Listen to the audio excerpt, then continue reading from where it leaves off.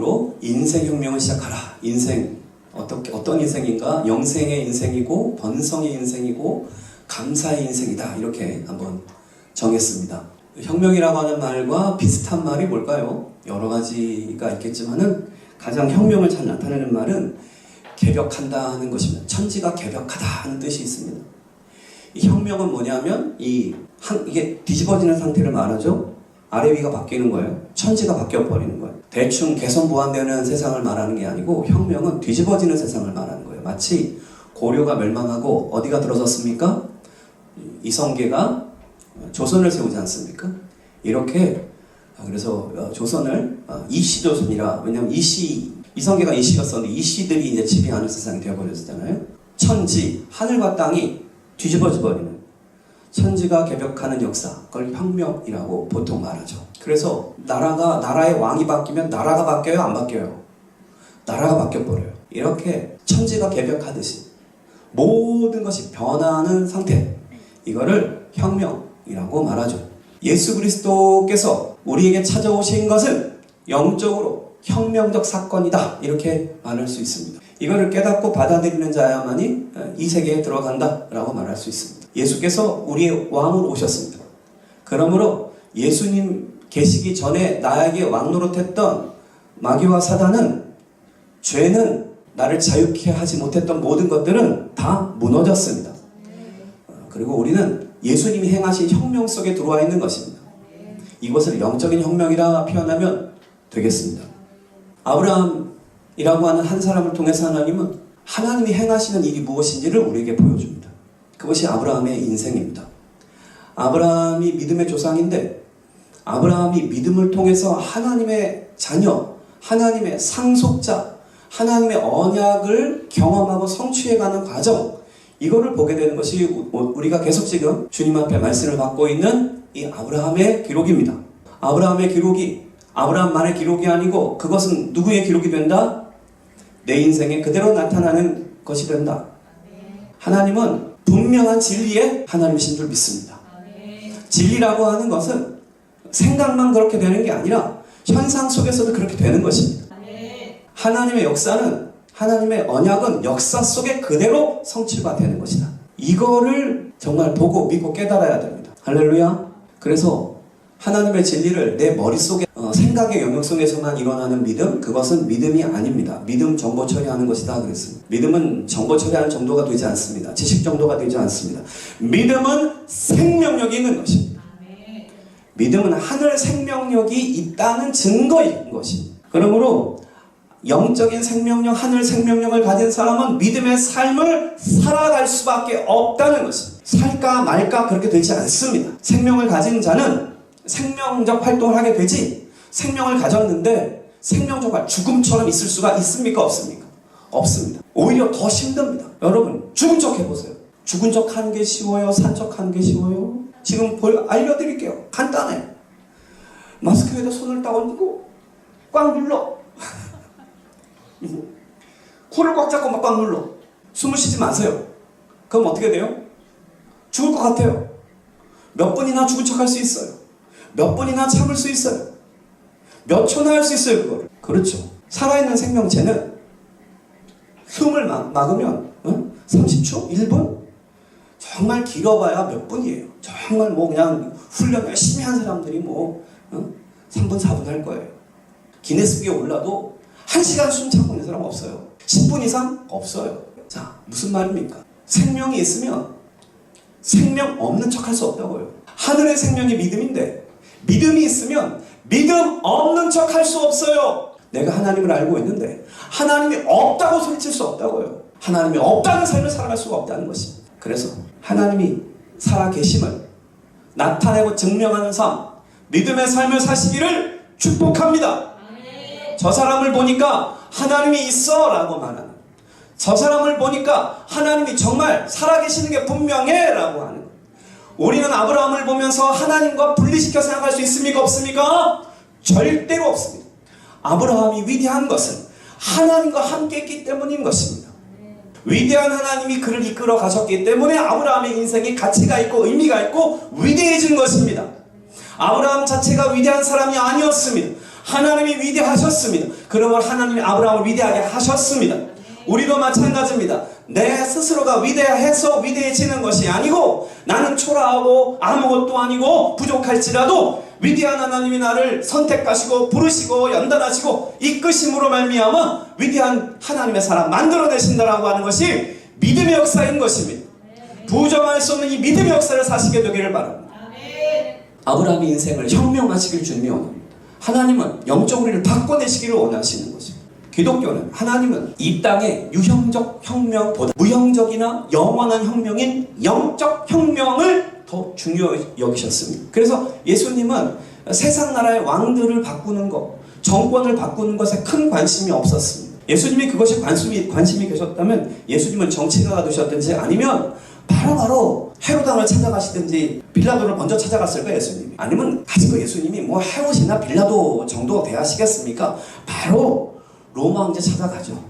단판 짓자고. 근데 예수님은 그들에 대해서 별로 관심이 없어요. 왜 다 인간적으로 보면 약하고 부족하고 좀 못난 것 같은 사람들, 그 사람들을 찾아가서 예수님의 인생은 잘나고 위대하고 힘센 사람들한테 가서 이렇게 말 걸고 그러지 않아요. 비유 맞추려고 그러지도 않아. 예수님은 그냥 연약한 사람들, 아무도 대해주지 않는 사람들, 돈도 없고 힘도 없고 백도 없고 그들을 대하시던 것이 예수님의 인생이에요. 예수님은 정치를 바꾸어서 세상을 바꿀 생각을 안 하셨습니다. 영적인 혁명을 하시길 원했다. 왜냐하면 유형적인, 그래서 뭐 박근혜 정권만, 박근혜만 내려오면 세상이 바뀔 줄 알아. 정말 바뀌는 줄 알았는데 더 끔찍한 세상이 오는 거야. 우리는 매일 그걸 경험해요. 아, 이 사람한테 바꾸면 되겠지. 바꾸면 옛날 우리 할머니 할아버지 다 하시던 말씀이 맞잖아요. 바꿔봐야 소용이 없어. 아무 소용 없어. 그놈이나 이놈이나 저놈이나 다 똑같아. 그래서 물질적인 것, 유형적인 세상을 바꾸는 것에는 한계가 있습니다. 거기에 목숨을 걸다가는 후회하는 것입니다. 그래가지고 김종필이라고 하는 분이 돌아가시기 바로 전에 하신 말씀이 뭐예요? 정치는 허사다. 정치는 가장 헛된 것이다. 정치 그렇게 오래 해놓고 다 해먹은 다음에 하는 소리가 그거야. 다 해먹고 하는 소리가 허사래. 그거 하다 가는 거다. 인생 헛되다는 말도 아무나 못한다. 지금 무슨 말씀을 드리려고 계속 말씀드렸습니까? 하나님은, 예수님은 영적 혁명을 하시긴다는 것이, 내 안에서부터 영적 혁명을 하신다는 것이, 그분을 받아들여야 한다는 것이에요. 영적 혁명이 내 안에서부터 일어나야 돼요. 할렐루야. 하나님은 세상 밖을 바꾸지는 원하지 않았어요. 하나님의 새 언약을 내놓으시면서 우리가 새벽에 배웠습니다. 예레미야서와 에스겔서에서 나온 대로 하나님은 새 언약을 주셨어요. 아멘 합니까? 돌비에 새겼던 그저 십계명, 돌에 새겼던 그 계명이 우리의 신비 안으로 들어온다. 마음판에 새기신다라고 했어요. 이것은 바로 뭐냐면 한 사람 한 사람 바꾸시겠다는 것이에요. 하나님은 우리 한 사람 한 사람을 하나님의 나라로 바꾸시기 원합니다. 곧 우리 안에 혁명이 있기를 원하시는 것입니다. 아멘. 하나님은 나라를 대상으로 시작한 게 아니고요, 한 사람을 대상으로 시작하세요. 나도 내 목회를 잘못했다고 생각하는 부분이 뭐냐면 많은 사람들을 데리고 와서 우리 애들 3,000명을 전도했느니 막 이런 얘기하면 사람들이 막 그렇죠. 그런 시절이 있었잖아요. 나가서 전도하면 다 애들이 와서 우리 교회 온 애들이 3,000명이 넘었다. 근데 그게 뭐가 중요하냐? 3,000명이 왔다 갔다는 게 뭐가 이렇게 중요하냐? 그 중에 한 사람을 제대로 된 사람이 있냐가 중요하잖아요.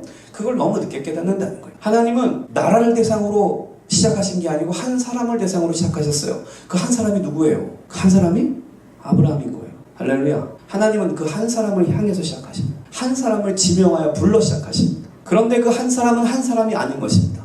그 한 사람 때문에 그 가족 때문에 그의 후손과 민족, 이것 때문에 더 큰 영적 가족, 이것을 하나님이 계획하시고 아브라함과 시작하시는 거예요. 할렐루야. 여러분, 이것을 받아들이셔야 됩니다. 내가 예수를 믿었다는 건 단순하게 내가 좀 더 먹고 살기 쉬워졌다는 것이 아니고, 내 수호신이 하나 생겼다는 게 아니고, 내 취미 활동에 한 가지 취미가 생긴 것이 아니라, 하나님을 믿게 됐다는 것은 창조자, 주인을 만났다는 것이에요. 할렐루야. 그분은 나에게 언약으로 오신다는 것이에요.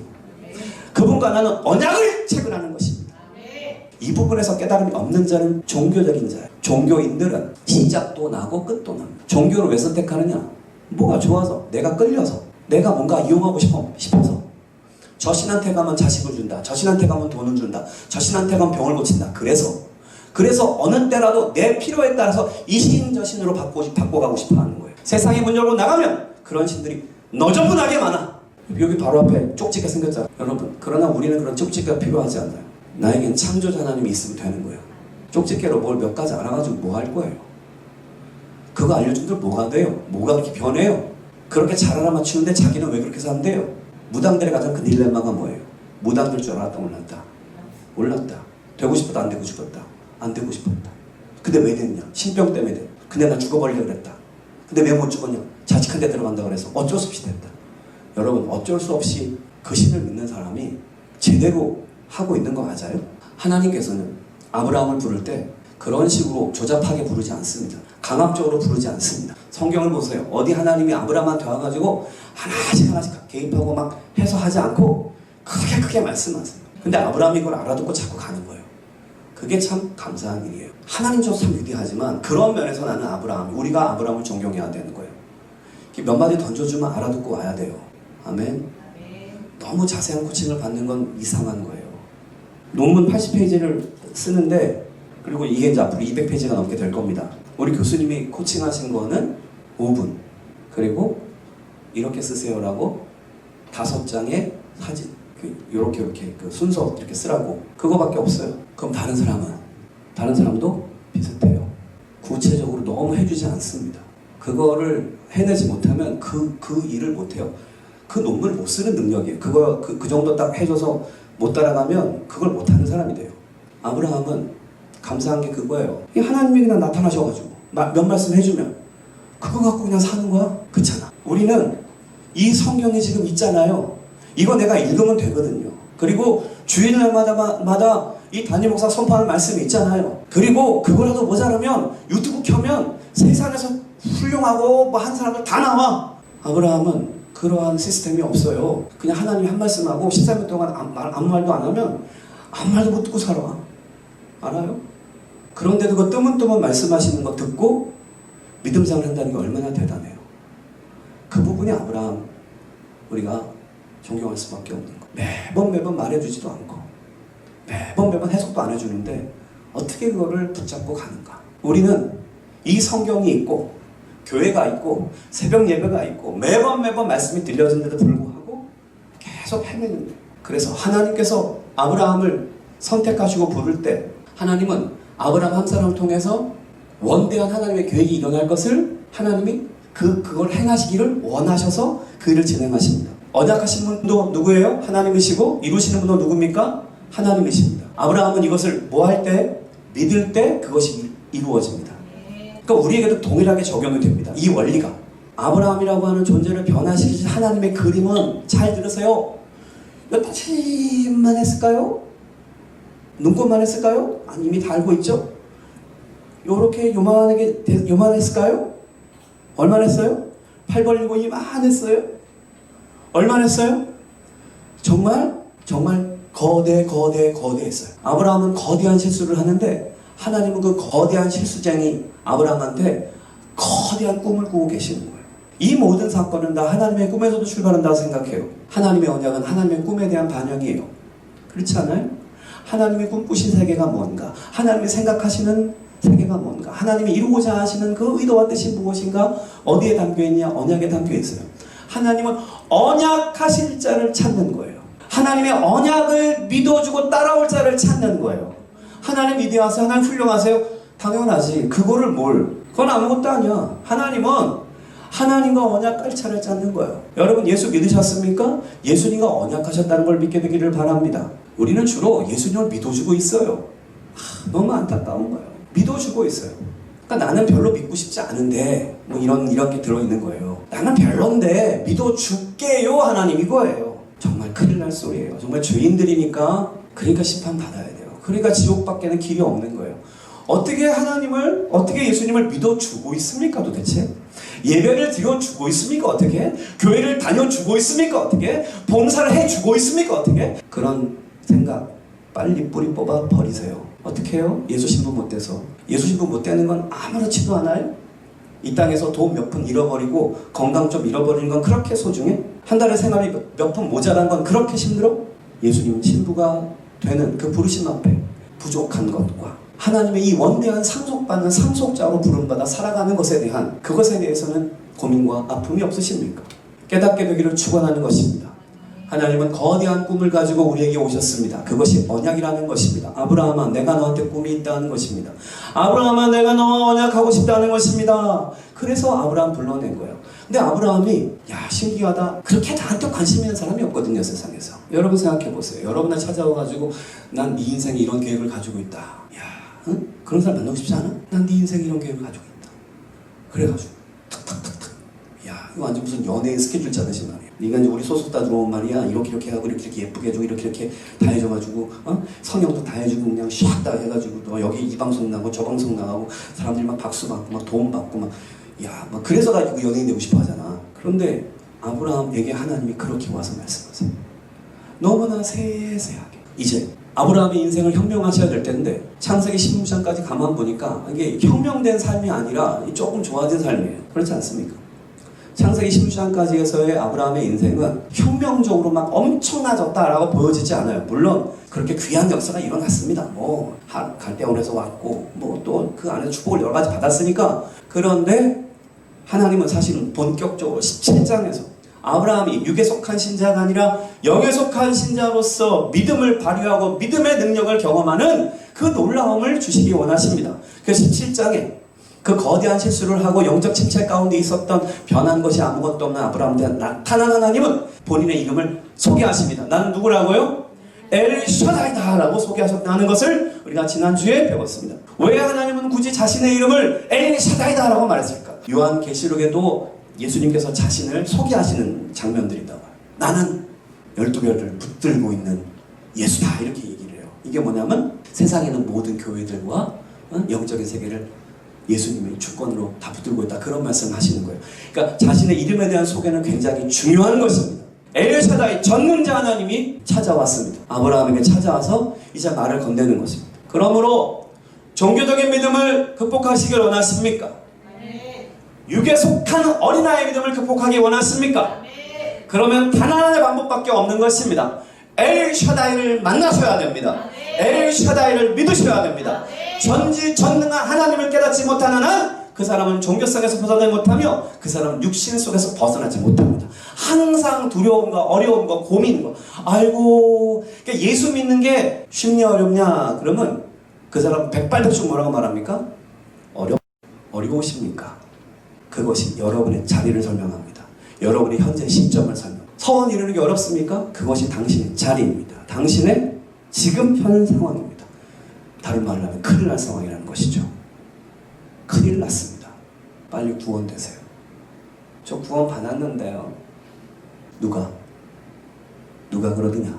너 구원 받았다. 예수님 믿으면 구원 받는데요. 그럼 믿었느냐? 믿었는데요. 뭘로 믿었냐? 글쎄요. 엘샤다이 예수. 할렐루야. 전능한 하나님 예수예요. 우리가 믿는 하나님은 전능자예요. 하나님을 웃음거리를 만들지 말아요. 하나님 멸시하지 말아요. 저 멸시한 적 없는데요. 맨날 멸시하고 사니까 멸시가 뭔지를 모르는 거야. 자, 그래서 하나님께서 아브라함의 인생의 혁명을 이제 시작하시는데 어떻게 시작하시냐면 1번이 뭐냐면 이름을 바꾸심으로 아브라함의 인생을 혁명하십니다. 아멘. 두 번째가 뭐냐면 계명을 주심으로 아브라함의 인생을 혁명하시는 것입니다. 이름 혁명이 일어나면 나머지 부분도 일어날까요? 일어나기 때문에 그렇습니다. 자, 그래서 이름을 바꿔주심으로 이름을 혁명하심으로 우리의 인생을 혁명하시는 하나님이 나타나는 장면이 바로 이 창세기 17장의 말씀인 것입니다. 그러니까 우리가 처음으로 혁명당해야 될 부분이 어디냐? 내 이름이에요. 이름 혁명당하자. 시작. 무슨 뜻입니까? 내 이름이 어떻게 바꿔졌는지, 왜 바꿔졌는지. 아브람에서 아브라함 한 글자 차이로 바뀌었는데 이게 엄청난 차이가 됐다고. 그렇죠? 하나님이 이름을 혁명시켜버리는 거예요. 이름을 뒤집어버려. 이름을 바꿔버려. 그래서 이름을 바꾸어서 뭘 바꿔? 인생을 바꿔버린다는 거예요. 운명을 바꿔버린다는 거예요. 할렐루야. 세 가지. 존재가 바뀌고, 두 번째 신분이 바뀌고, 세 번째 운명이 바뀐다. 그것을 표시해주는 게 뭐다? 그게 이름 바꿈이다. 이게 아브라함한테 있었으면 나한테도 있다 없다? 있다. 아브라함의 믿음이 만들어낸 것이 아브라함의 믿음 속에서 받은 것이 이것이기 때문에 나도 믿으면 이렇게 되는 것이에요. 할렐루야. 하나님은 창조의 하나님입니다. 깨닫습니까? 그래서 하나님이 창조의 하나님이시라는 것을 우리한테 말씀하시는 하나님께서는 어떤 일을 행하셨냐 하면 예수님 동일하게 이삭 동일하게 예수님 동정녀한테 낳았어요. 그쵸? 그러니까 남자의 생육 방식, 여자의 생육 방식이 합쳐져서 된 게 아니에요. 그쵸? 이게 뭘 설명하냐면 이게 창조자 하나님을 설명하는 거예요. 예수님을 이 땅에 나시게 한 게 누구예요? 하나님. 하나님이라는 걸 설명하는 거예요. 하나님이 뭐 했다고요? 창조자 하나님이니까 그게 일어나는 거예요. 이삭 99세에 찾아오셔서 요날 이 말씀을 믿게 되기 때문에 그 다음부터 몇 날 지나서 이 같이 합방을 했는데 이게 사고가 난 거지. 그동안 합방을 하루 이틀 했겠어요? 근데 이 말씀 언약이 임하고 나서 합방을 하고 나서 생겨버렸다니까 얘가. 누가? 이삭이. 할렐루야. 이 당시 17장에 이삭이라고 하는 아이는 있습니까? 없습니까? 없어요. 근데 하나님이 이미 이삭이라고 하는 이름을 붙였어요? 안 붙였어요? 있어요. 그러면 걔는 있는 거예요? 없는 거예요? 있는 거예요. 자, 하나님의 창조 세계 속에 이삭은 있습니까? 없습니까? 있는 거예요.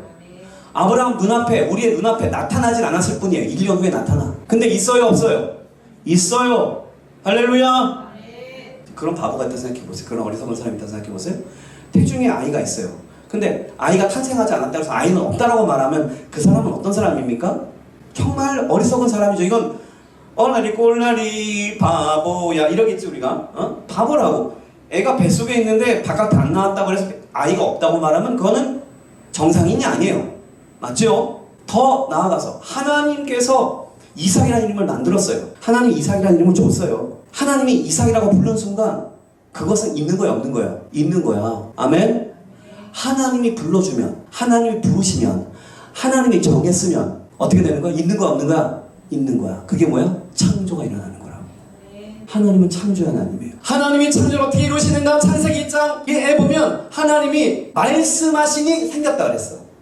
그랬죠. 이게 하나님의 전능하심이야. 하나님이 생각하고 말하면 그것이 나타나 버리는 거예요. 이게 창조자예요. 하나님이 이미 생각하고 말하면 나타나는 거예요. 이삭이라고 생각하고 말했으니까 나타나는 거예요. 할렐루야. 근데 좀 더 추적해보면 99살에 이삭이라고 이름을 지었으니까 이제 앞으로 이삭이 나올 건데 이미 이삭이라고 하는 이 존재는 언제부터 존재합니까? 아브라함 부를 때 뭐라 그랬어요? 내가 너에게 자녀를 주겠다고 했잖아요. 그러니까 하나님이 아브라함과 첫 언약하시는 그 순간부터 이삭은 있는 거예요? 없는 거예요? 그건 있는 거예요. 할렐루야. 오히려 성경은 더 신비하게 말합니다. 창세전부터 선택한 존재들을 말해요. 그럼 이삭은 언제부터 있었다? 창세전에 하나님 마음속에 있었던 거라는 거예요. 그럼 이삭도 그렇게 왔고 예수님도 그렇게 오시고 나도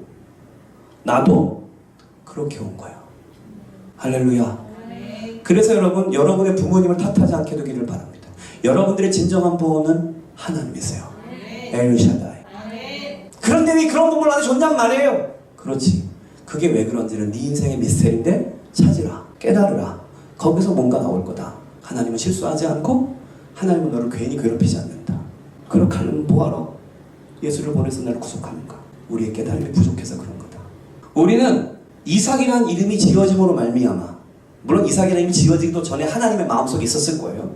근데 하나님이 이름을 정하면 그건 반드시 일어나요? 안 일어나요? 반드시 일어나요. 할렐루야. 이삭이 2삭이나 3삭이 될 수 있어요? 없어요? 이삭으로 정했으면 이삭이 나오는 거야. 응? 하나님이 이름 짓기 전까지는 뭔지 모르니까 다양한 상상이 가능해도 하나님 이름을 딱 정해주면 이제 모든 상상이 끝나. 그냥 그대로 되는 거야. 아멘? 이름 짓기는 이렇게 엄청난 거예요. 이름 짓기는 소유권과 통치권을 가졌음을 선포하는 거예요. 이름을 짓는다는 행위는 구약성에 가장 먼저 이름을 지었던 것은 아담이었습니다. 하나님이 아담한테 뭐라 그러시냐면 너 이름 지어라 그랬습니다. 왜 하나님이 아담한테 이름 짓는 일을 숙제를 주셨을까요? 과제를 주셨을까요? 내가 명서만 할 때 처음으로 성경을 읽을 때 난 정말 이해가 되지 않았어요. 그냥 하나님이 아담 보고 너 이름 지어라 그러니까 뭐 사랑해줘라? 뭐 그랬나? 이름 짓는 실력을 보시려고 그랬나? 왜 그랬을까? 근데 점점점 알아가는 게 뭐냐면 이름을 지어주는 건 뭐예요? 내가 너를 소유했고 너를 통치한다는 뜻이에요. 여러분 집에 반려동물 있을 것입니다. 처음에 그 아이들이 이름이 있이 옵니까? 이름이 없이 옵니까? 이름이 없이 와요. 근데 여러분이 그 아이한테 뭘 지어줘요? 이름을 지어줘요. 무슨 권한과 무슨 권리로 지어줘요? 여러분이 그것의 소유자이고 그것을 통치하고 다스려주는 사람이기 때문에 그래요. 맞아요? 그 개, 그 고양이의 주인이 누구라고 말하는 거예요. 우리 집에는 요미가 있어요. 귀요미, 요미. 얘가 1000만원짜리 강아지라고 설명해줬죠? 이렇게 귀한 강아지, 우리 강아지가. 그 강아지의 소유권자와 통치자 누구예요? 나예요. 근데 그 강아지 데리고 왔는데 갑자기 말해요. 이 중에서 누가 우리 강아지 엉덩이를 때려주고 깨갱깨갱거리게 했어요. 그러면 내가 가만히 있겠어요? 가만히 있어요. 뭐 어떡하겠어 내가? 근데 내 속으로 째려볼까 안 째려볼까? 째려봐. 왜 우리 강아지 때려? 여러분들 고양이나 강아지를 데려왔는데 누군가 때리거나 해보세요. 여러분이 가만히 있을 수 없잖아요. 내가 주인인데. 그래요 안 그래요? 그렇다니까요. 개 고양이한테도 이게 통한다면 하나님이 우리를 얼마나 사랑하시고 얼마나 귀하게 여기시는데 우리한테 뭘 준다고요? 이름을 줘요. 아담이 이름을 지어준 이유는 하나님께서 아담에게 그 생물들을 다스리도록 위임된 권세를 주셨기 때문에 그 위임된 권세를 사용해 보라고 한 거예요. 그래서 아담 네가 이제 나를 대신하여 천지만물을 다스릴 자니 네가 그들의 소유자요 통치자라고 하는 의미에서 이름을 지어주도록 하여라 한 거야. 아멘 합니까? 이제 하나님이 그 일을 누구한테 하시냐면 아브라함한테 하시는 거예요. 아브람 세 글자 이름이었었는데 아브라함 네 글자로 좀 복잡하게 만들었단 말이에요. 근데 이게 얼마나 귀한 거냐? 뭐라고요? 존재의 변화를 표시해 주는 거예요. 존재의 변화. 그러니까 아브람이라는 뜻은 뭐였어요? 한 가족의 존경 많은 아버지라는 뜻이에요. 그냥. 그런데 하나님이 바꿔요. 뭐라고? 아니 너는 열국의 아버지가 될 거야. 아브라함은 그 말 들을 때 정신이 있었을까 없었을까? 아마 띵했을 거야. 이게 뭔 소린가 그랬을 거야. 어떤 뜻이냐면 이제 내가 아브라함 너의 생명의 주인이다. 너에게 하늘 생명성이 임한 것이다 를 표시해 주는 것으로 이름을 바꿔버립니다. 이름을 바꾼 것 저기 그 개명하는 데 가가지고 돈 얼마 주고 그 최순실 씨가 최서원으로 바꿨다는 거 알죠? 카드 돈 몇 푼 주면 이름 바꿔주잖아. 근데 그렇게 자신의 이름을 막 바꾸는 게 아니고 하나님이 이름을 바꿔준 거는 무슨 의미를 갖냐 하면 이제 하나님 표시를 내는 거예요. 너 아브라함은 누가 이름을 준 거예요 원래? 아브람이라는 이름을 누가 줬어요? 데라가 줬어요. 육의 아버지가 준 이름이에요. 근데 하나님이 육의 아버지의 이름을 없애고 하늘아버지, 영의 아버지의 이름으로 바꿔주는 거예요. 아멘. 그래서 너는 이제 어떻게 됐다? 육의 존재가 아니고 영의 존재가 되었으면 하나님이 선포하며 표시해주는 거예요. 할렐루야. 고린도후서 5장 17절 말씀 한번 읽어보겠습니다. 시작. 그런즉 누구든지 그리스도 안에 있으면 시작. 새로운 피조물이라. 이전 것은 지나갔으니 보라 새 것이 되었도다. 여러분 내가 그리스도를 믿고 그리스도 안으로 들어가 버리면 나는 새로운 뭐가 된다고요? 피조물. 다른 말로 하면 창조물. 그러니까 이름을 바꾼다는 의미는 뭐냐면 재창조의 의미가 있는 거예요. 하나님이 창조해버리는 겁니다. 이제 하나님은 육의 존재인 아브라함을 영의 존재로 창조했다고 선포해버리는 겁니다. 육의 존재가 아니고 이제 영의 존재라고 선포하시고 표시내는 겁니다. 할렐루야. 그러므로 여러분 내가 예수 믿고 그리스도인이 되었다는 것, 하나님의 사람이 되었다는 것은 주일날만 되면 교회에 그냥 다니는 존재가 됐다는 게 아니에요. 그냥 이렇게 취미활동의 하나 영역이 늘어나는 게 아니에요. 생명성이 바뀌어졌다는 걸 말한다. 그 생명성은 어떻게 달라졌습니까? 하나님이 바꿔준 생명성은 어떻게 다릅니까? 육의 아버지 데라가 준 생명성과 하나님이 주시는 예수 생명성으로 말미암아 예수 십자가 생명체로 내가 그랬잖아요. 우리의 생명의 속성을 말하는 예수 십자가 생명체. 예수 십자가 생명체로 예수 안에 있는 나는 아버지 데라가 있을 때의 생명체와 예수 안에 있는 이 생명체는 하나님 언약 가운데 있는 이 생명체는 아브라함과 아브라함은 생명성이 바뀌었다는 걸 설명한다는 거예요. 존재적 변화가 있다는 거예요. 제발 깨달아야 돼 이거를. 아멘. 자 그러면 아브라함 데라가 준 생명성과 아브라함이 받은 생명성은 어떤 차이가 있습니까? 그래서 성경에 영생이라는 단어를 쓰는 겁니다. 왜 영생이라는 단어를 쓰는가? 육에 속한 데라가 줄 수 있는 생명성에는 영생의 생명성이 있어요 없어요? 없어요. 그러므로 우리가 육에 속한 가족과 이 모든 세계를 물론 우리가 사랑하고 존중하지만 그 세계를 우상으로 삼을 수 없는 겁니다. 아멘. 예수님이 항상 말해요. 네 아버지, 네 자녀, 네 남편, 네 가정보다 나를 더 사랑하지 못하면 너는 아니라고 말했어요. 아멘. 너는 아니야. 아직 뭘 못 깨달았어. 아직 이 믿음 몰라. 뭘 모르냐? 이 생명성 부분이에요. 영생이 어디에 있어요? 아버지 대라는 영생을 물려줄 수 있어요? 없어요? 없어요. 이 영생은 오직 하나님 안에 있는 것이에요. 그리고 예수 안에만 있는 거예요. 아멘? 육에 속한 신자들은요, 영생 별로 관심 없어요. 그게 특징이에요. 내세 별로 관심 없어요. 상급 관심 없어요. 육에 속한 신자들은 특징이 육에 관련된 거예요. 그래서 병 고치고 돈 있고 여기에 열광해요. 근데 영생 얘기를 하잖아요. 하품 나요. 영생 얘기하면 생각이 없어요. 상상력이 안 일어납니다. 제발 육에 속하지 마세요.